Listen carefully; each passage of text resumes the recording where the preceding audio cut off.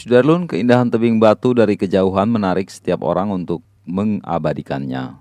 Kawasan Aceh Besar memiliki sejumlah gunung indah hingga tebing terjal yang memicu adrenalin para pencinta olahraga panjat tebing.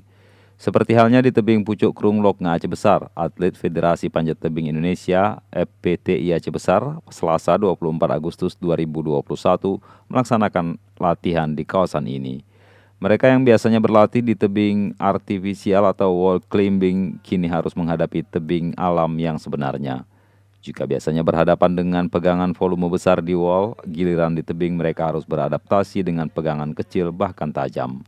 Tak jarang jari para pemanjat mengalami luka gores saat berusaha untuk mencapai puncak tebing.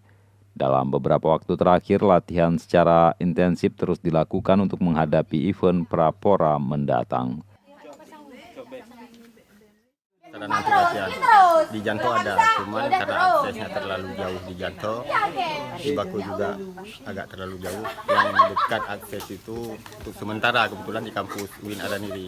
Jadi untuk sementara atlet latihan di kampus UIN Araniri. Cuman hari ini kenapa latihan di tebing alam? Karena ini berbeda dengan tebing buatan. Jadi biar ada nuansa baru di tebing alam, karakter tebing di tebing alam itu kan berbeda dengan di wall. Jadi biar lebih mantap latihannya, biar lebih satu lagi biar lebih enjoy karena kan ini di alam terbuka. Itu mungkin itu kenapa harus di tebing alam. Ini Cuman sebagai kan nggak tiap hari kita latihan di tebing alam. Itu ini sebagai persiapan pora, Bang. prapora bukan pora. Prapora ya. Karena kan sebelum pora kita ada prapora. Kebetulan prapora 22 Oktober nanti kebetulan tandingnya di Banda Aceh di Stadion Nograya.